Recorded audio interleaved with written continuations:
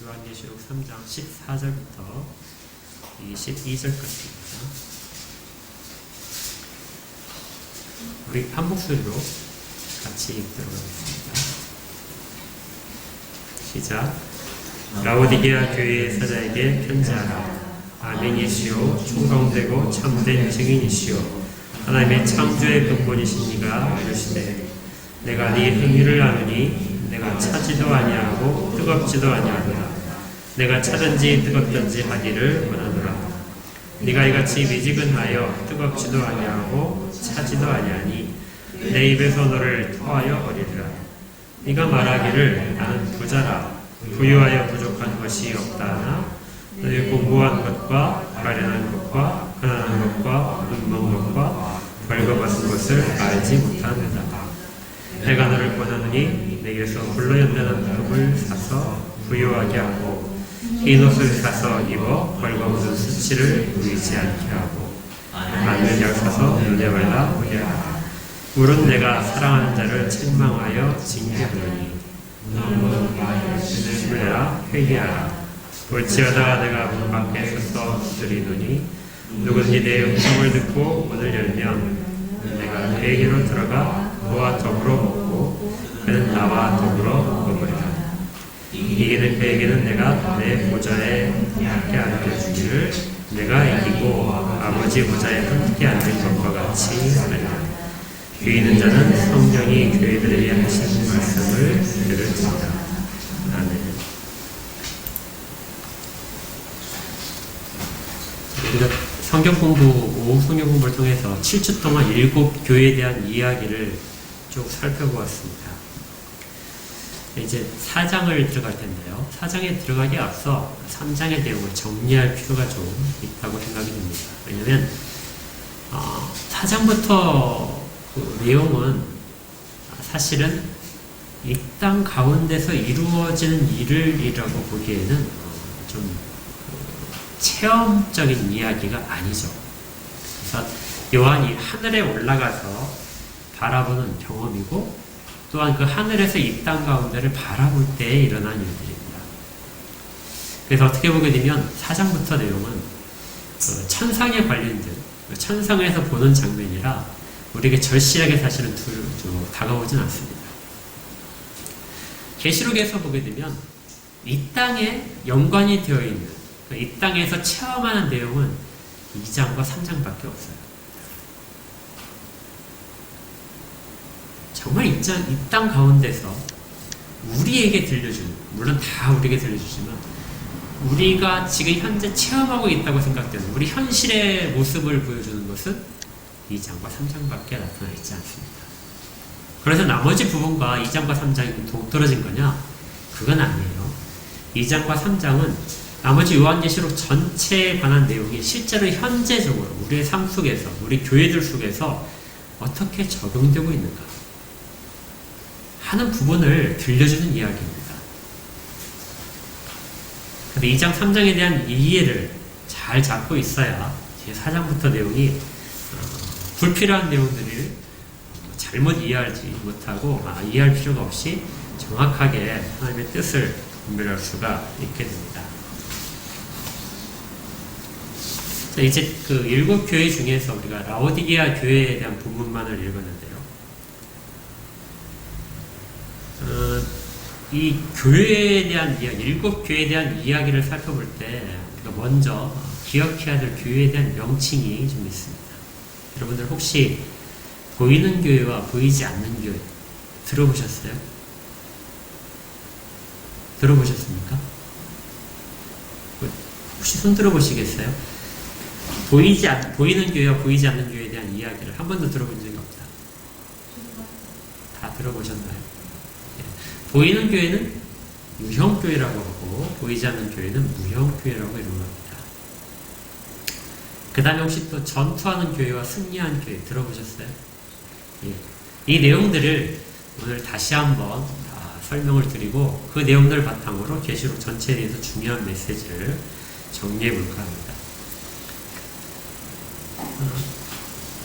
먼저 보이는 교회라는 것과 보이지 않는 교회라는 것을 설명을 해야 되는데 보인다 보이지 않는다는 것은 지금 우리가 살고 있는 이 역사 속에서 나타난 교회가 보이는 교회고, 나타나지 않는 교회가 보이지 않는 교회입니다. 그러니까 우리가 이처럼 이렇게 예수 그리스도의 이름으로 같이 모여서 신앙 고백을 하고 하나님의 성호를 찬양하고 같이 서로를 위해 기도하는 이런 공동체를 이루는 것들은 모두가 다 보이는 교회에 속하는 것들이에요. 그래서 우리가 한특교회다 그러면 한특교회는 보이는 교회에 있습니다. 그렇지만 이 가운데 정말 주님이 보시기에도 내 백성이다 하는 사람들이 누구인지 하는 것은 우리가 명확히 알지 못합니다.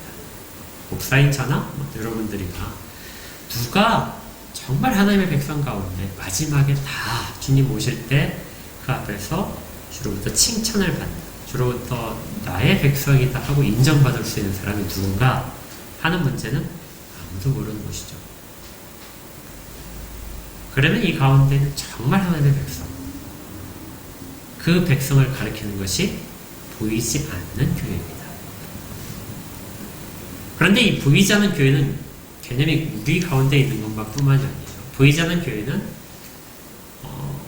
전 우주적이고 전 역사적인 교회입니다. 그러니까 주님이 하나님의 백성들을 지으실 때부터 그리고 주께서 다시 오실 때까지 수많은 사람들이 이 땅을 거쳐갔던데요.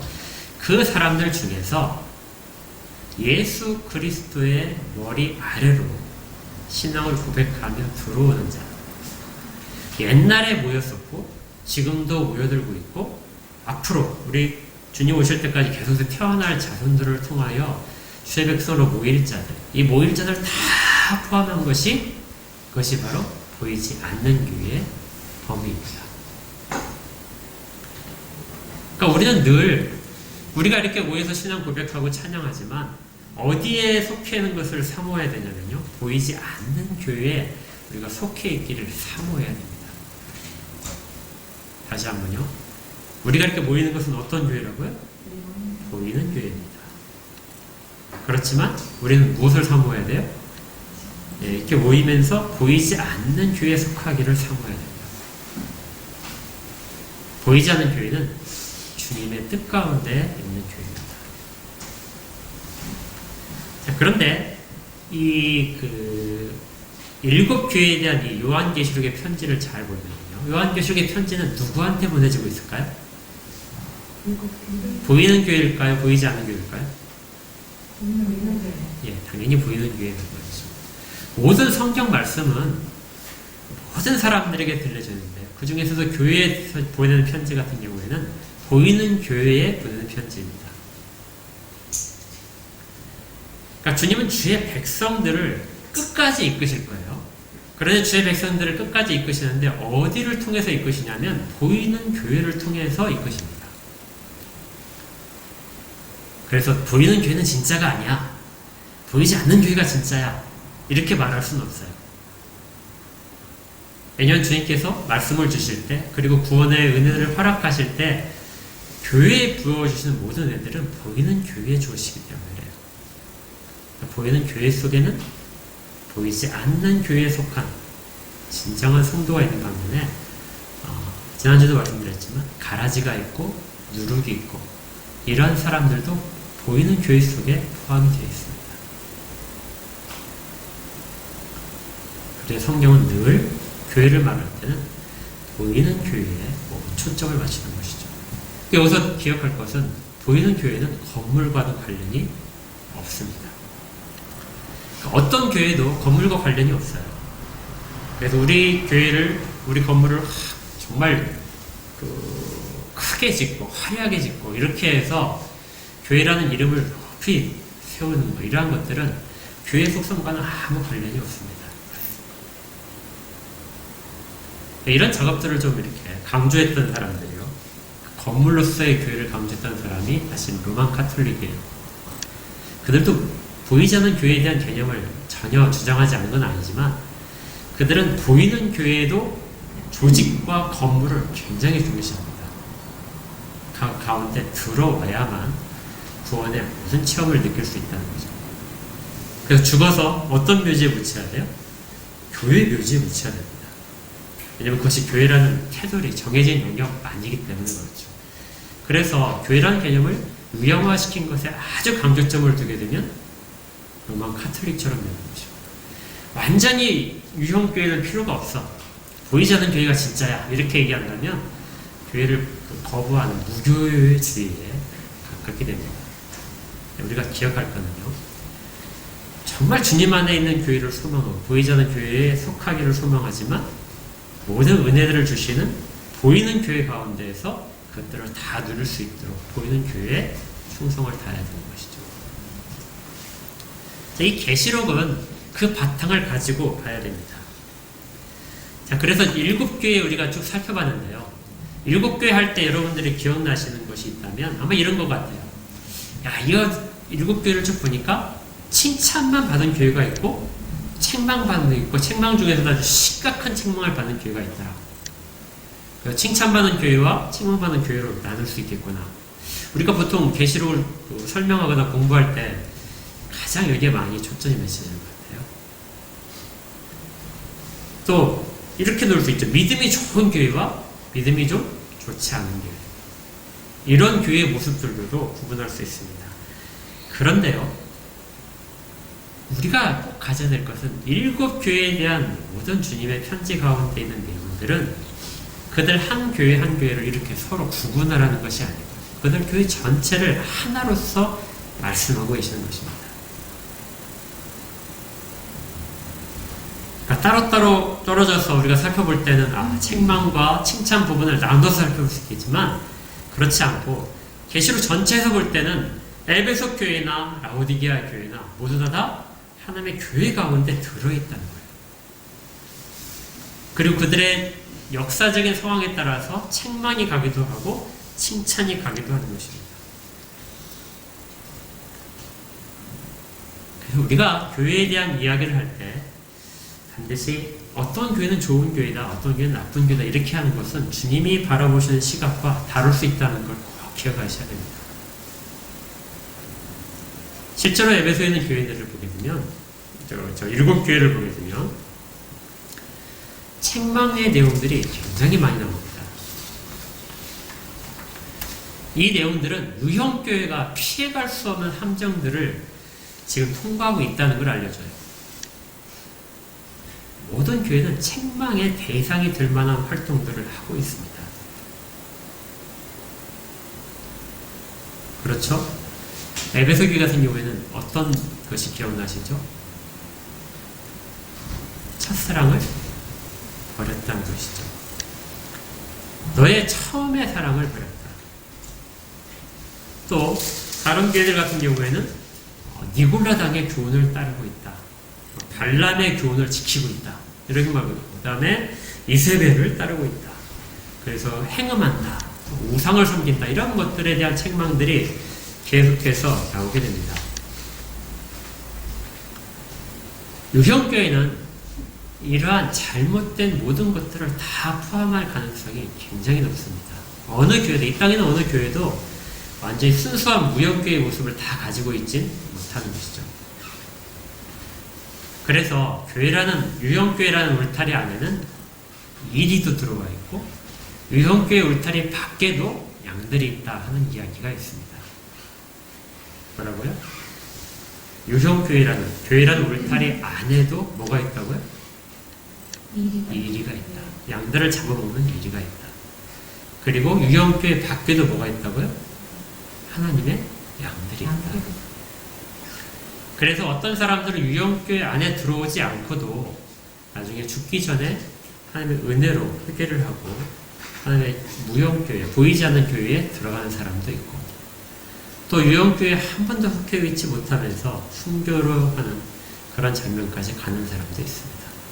물론 반대로 보이지 않는 교회에 속해 있으면서, 보이는 교회에 속해 있으면서 천국에 가지 못하는 사람도 분명히 있는 것이죠.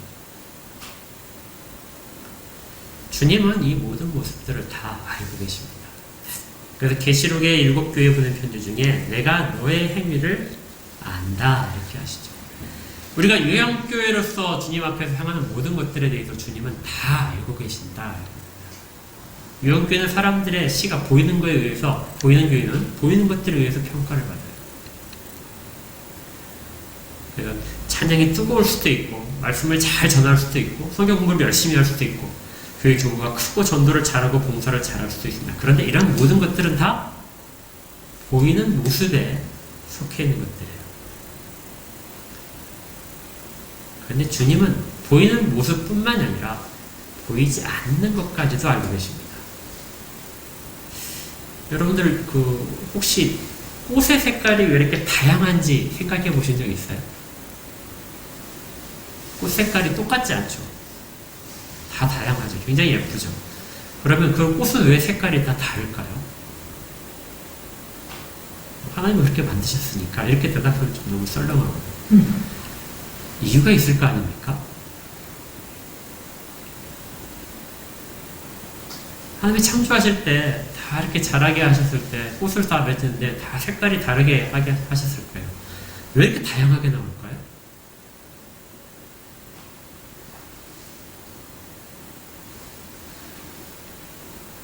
꽃들이 서로가 서로에게 자기를 알려주기 위해서 그렇게 색깔을 가졌을까요? 꽃들은 보지 못하죠. 그러니까 꽃들이 자기를 나타내기 위해서 색깔을 가진 것들은 아닙니다. 내가 저쪽에 다른 것들보다 훨씬 더 예뻐야지 하고 색깔을 예쁘게 표현할 수는 없어요. 볼 수 없으니까.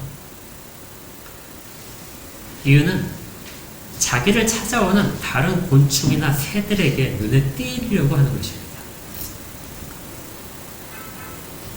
그래서 특별한 곤충들, 예를 들어서 모기라든지 그런 벌이라든지 이런 특별한 종류의 곤충들을 끌어당기기 위해서 그것들이 가장 민감하게 반응할 수 있는 색깔들을 가지는 것이죠.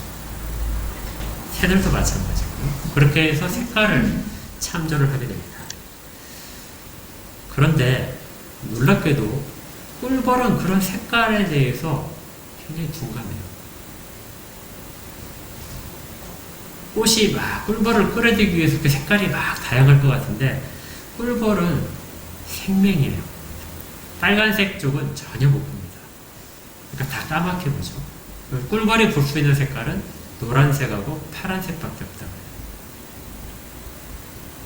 그런데 꿀벌은 우리가 보지 못한, 사람들이 보지 못하는 아주 특별한 빛을 봅니다. 그게 자외선인데요. 햇빛이 쬐게 되면 모든 것들이 이렇게 반사하기 시작하는데 그 중에 우리는 자외선을 볼 수가 없는데 꿀벌들은 자외선을 아주 민감하게 봅니다. 그런데 그 자외선을 반사하는 아주 중요한 것이 뭐냐면은 꿀이에요. 꿀벌은 자외선을 통해서 꿀이 어디에 있는지를 집중적으로 봅니다.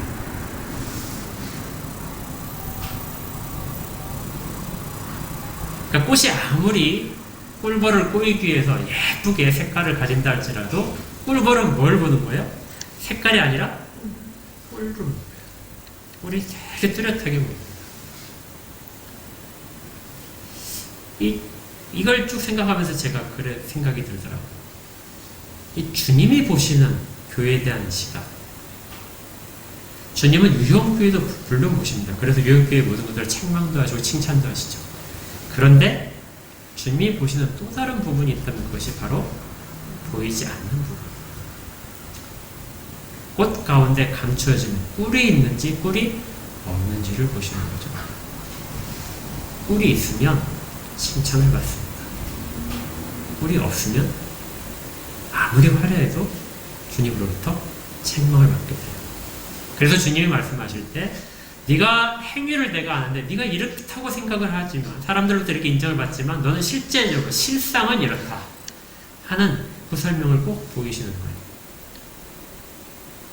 계시록의 7교회에 보낸 편지는 보이는 교회에 대한 이야기도 되지만 또 주님이 보여주시는 보이지 않는 것, 보이지 않는 교회의 모습을 보이는 교회가 어떻게 가져야 되는가, 무엇을 소망해야 되는가를 주님이 자꾸 나타내 주시는 것입니다. 우리 개인적인 신앙도 마찬가지예요. 개인적인 신앙도 반드시 보이는 것으로 사람들로 평가받고 교회에서도 사람들이 하는 말이라든지 행동을 가지고 교인들의 신앙의 성숙도를 어느 정도 평가를 합니다. 그런데 주님이 보시는 건 다르다는 거예요. 주님이 보시는 건 우리가 하는 모든 것들 속에 들어있는 그 정말 핵심, 그것이 있는지를 보신다는 겁니다.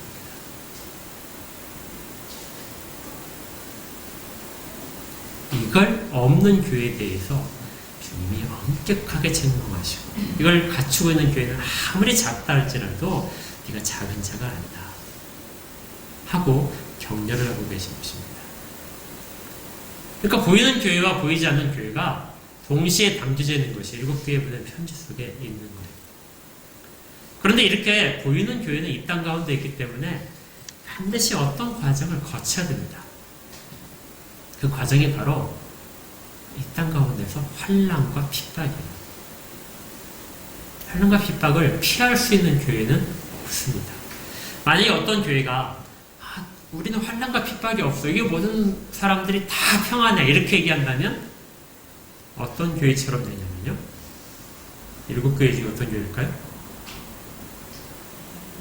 네, 라오디게아 교회 혹은 사대교회처럼 되는 것입니다. 우리 다 잘하고 있어. 라오디게아 교회 보십시오. 우리 환난 없어. 다 잘 되고 있어. 부자야. 다 갖추었어. 좋은 이름도 나고. 그런데 주님이 그 가운데 내가 너를 토해버리겠다. 주님이 주시는 어떤 것도 담당하지 못하는 교회가 되어버리는 것이죠. 교회는 반드시 영적인 싸움을 치러야 됩니다. 이 땅에 있는 모든 교회는, 지상에 있는 모든 교회들은 그래서 다른 이름을 가지고 있는데 그 이름이 바로 전투하는 교회.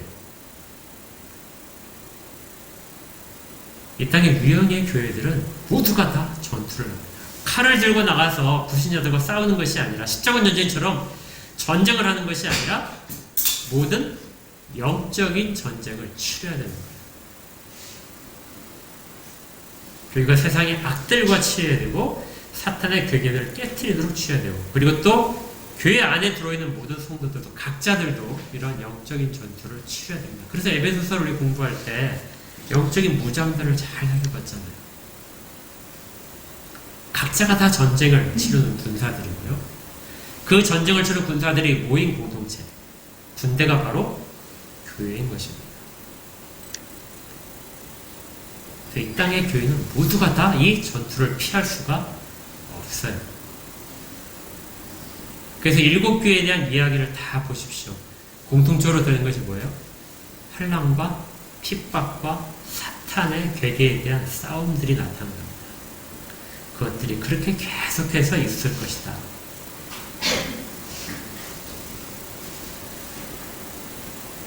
만약에 그 가운데 보이는 교회 속에 있지만 그 가운데 그 싸움을 거부하거나 그 싸움 가운데 지는 사람이 있다면 그 사람은 이기는 자가 안 될 것입니다.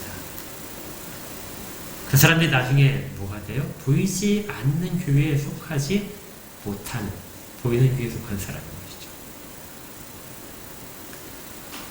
계시록에서 마지막에 보여주는 모습은 이러한 보이지 않는 교회에 속해 되는 진실한 사람들을 보여줍니다. 그들을 누구라 하냐면 흰옷을 입은 자들, 그리고 14만 4천에 해당하는 것이죠. 라오디게아 교회를 우리가 성경에서 읽어봤지만 조금 전에 라오디게아 교회 앞에 20절을 보시면요, 이렇게 되어 있습니다. 볼지어다 내가 문 밖에 서서 두드리느니 누구든지 내 음성을 듣고 문을 열면, 이 말은 지금 무슨 뜻이죠? 라오디게아 교회가 예수 그리스도와의 사이에서 뭐가 있습니까? 문이 닫혀져 있다는 것입니다.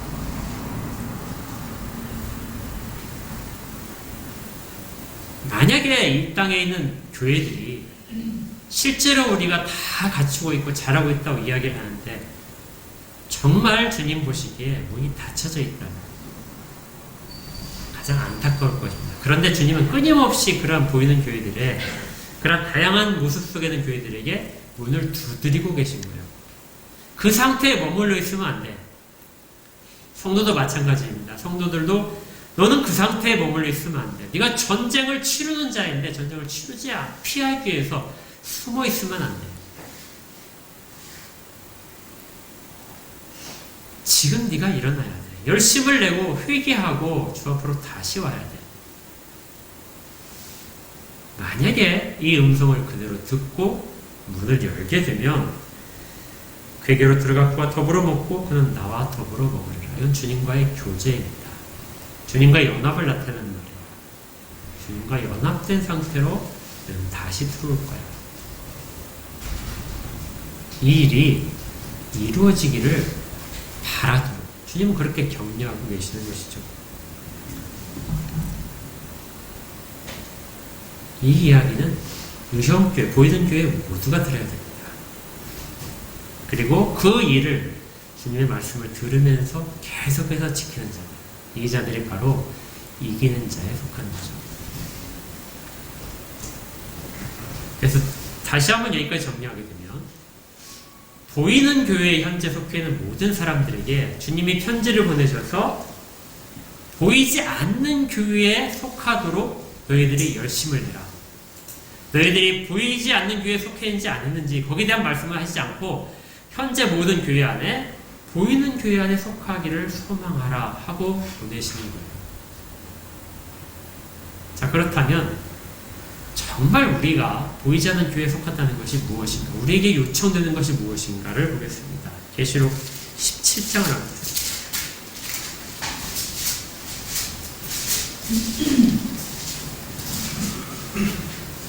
17장 14절입니다.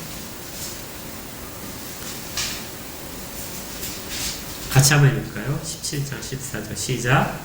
그들이 어린 양과 더불어 싸우려니와 어린 양은 만주의 주시요 만왕의 왕이심으로 그들을 이기실 터이요 또 그와 함께 있는 자들 곧 부르심을 받고 택하심을 받은 진실한 자들도 이기리로다.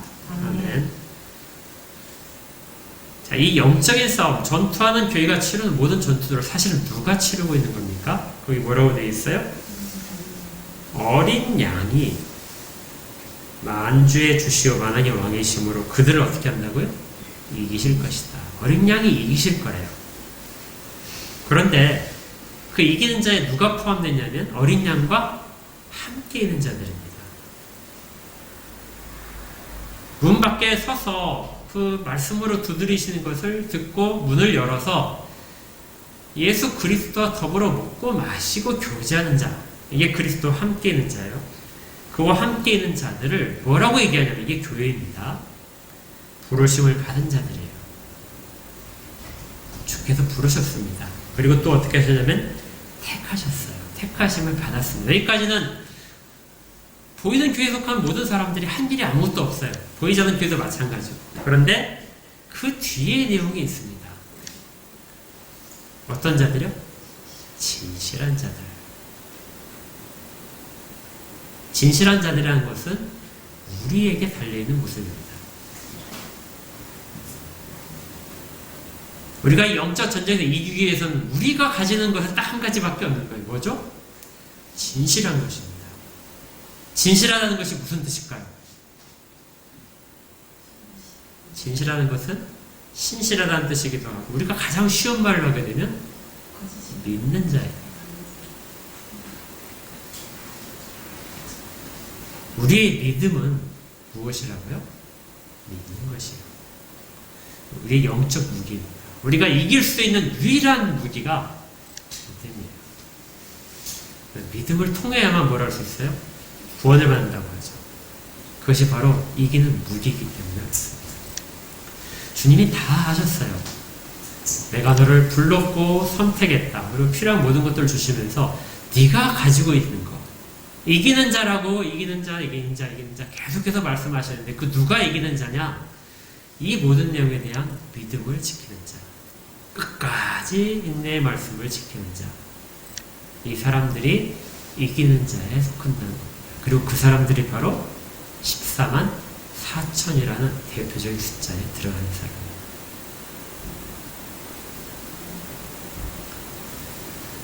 이 믿음의 말씀은, 그 믿음이라는 것은, 진실하다는 것은 말씀을 통해서만 들어옵니다.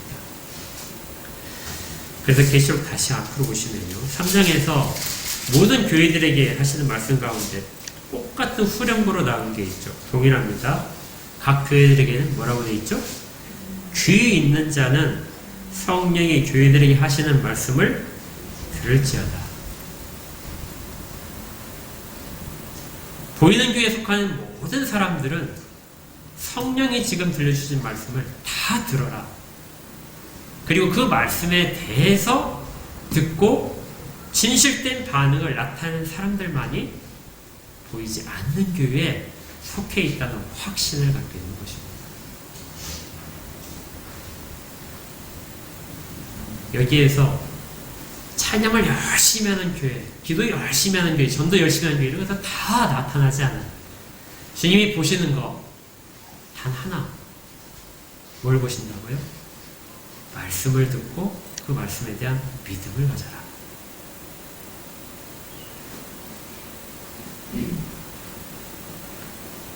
앞으로 계시록에서는 모든 사람들이 세상이 당하는 환난도 나오고요. 그다음 어떤 환난들은 주님이 믿는 자들은 피할 수 있도록 보호하시는 환난도 있습니다.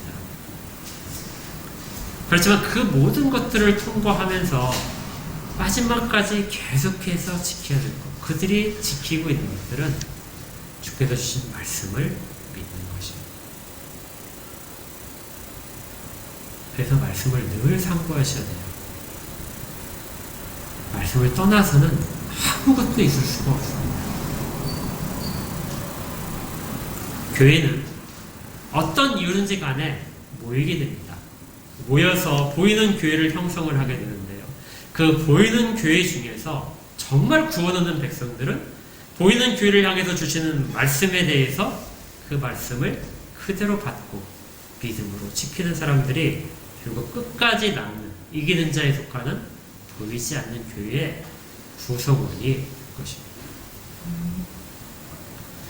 제가 언젠가 한번 들었던 예화인가요? 그걸 가지고 설교를 마무리하려고 합니다. 여러분 아마 들어보셨을 거예요.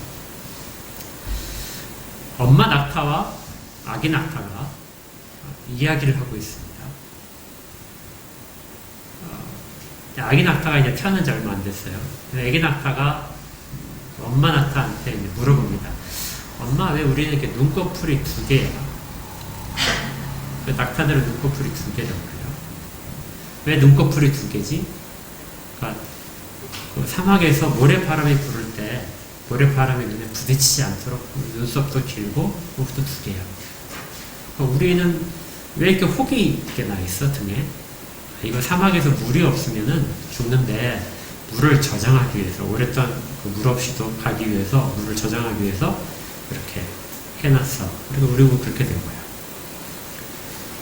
그러자 그 아기 낙타가 이렇게 물다. 그런데 우리는 여기서 뭐해?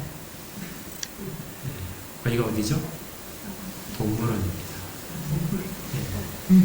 동물원에 있는 낙타에게는 사람들의 모든 사진도 많이 받고 온갖 칭송을 다 받지만 그들에게 가지고 있는 모든 주어진 것들이 필요가 없죠. 그 필요한 것들은 사막에서 살아남기 위해서 그렇습니다. 주님이 우리에게 주신 은혜가 있다면 그 은혜는 사람들에게 인정받기 위해서 주신 것이 아니라 이 땅에 있는 영적 싸움을 통해서 이기는 방법을 위해서 주신 무기들이에요. 그걸 가지고 써야 된다는 것입니다. 주님은 그걸 말씀을 통해서 주시고 귀가 있는 자들은 들어라. 그것을 준 이유는 이것을 위함이다. 끝까지 이 싸움에서 물러나지 말아라.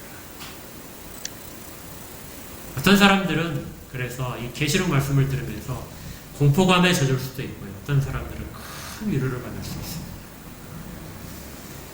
책망 가운데 내가 너를 반드시 멸하겠다 하는 책망 가운데서 두려움 가운데 계시록 말씀을 볼 수도 있고요. 내가 끝까지 이기는 자를 내가 붙들겠다 하는 위로와 약속의 말씀을 굳건하게 붙드는 사람도 있습니다. 여러분은 어떤 느낌으로 말씀을 받습니까?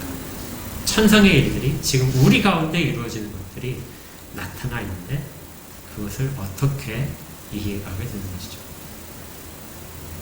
부디 이기는 자에 속하는 모두가 되기를 소원합니다. 끝까지 하나님의 말씀을 의지해서 믿음을 변치 않고 나중에 천국에 가서 우리 다 같이 그런 상태에서 만나서 모두가 다 여기 왔구나 하고 기뻐하는 사람들이 되기를 바랍니다. 그때까지는 우리 현재 모습이 비록 초라할지라도 주님께서 보시는 시각은 다르다. 주님 우리 가운데 어떤 것들을 보고 계시는가 그 부분을 잘 생각하면서 신앙의 길을 함께 가기를 주의 이름으로 축복합니다. 기도하겠습니다. 하나님, 일곱 교회는 이 땅에는 모든 교회를 대표한다고 했습니다. 저희들의 모습이 어떤 교회에 더 가까운지, 저희들의 각자의 모습이 어떤 교회 신앙에 더 가까운지를 잘 돌아보게 하시고, 그 모든 책망에도 불구하고 여전히 주의 말씀을 들려주심에 감사를 느끼게 하여 주옵소서. 그리고 가운데 있는 정말 우리 심령을 두드리는 말씀 가운데 반응하게 하시고, 정말 그것들을 주신 이유가 땅의 영적 싸움에서 물러나지 않도록 결코 두려운 가운데 주로부터 떠나지 않도록 붙드시기 위한 것임을 깨달아 알게 하셔서 마지막 날 주 앞에 설 때에 기쁜 마음으로 다들 만나는 귀한 공동체가 되도록 복을 허락하여 주옵소서. 예수 그리스도 이름으로 기도합니다.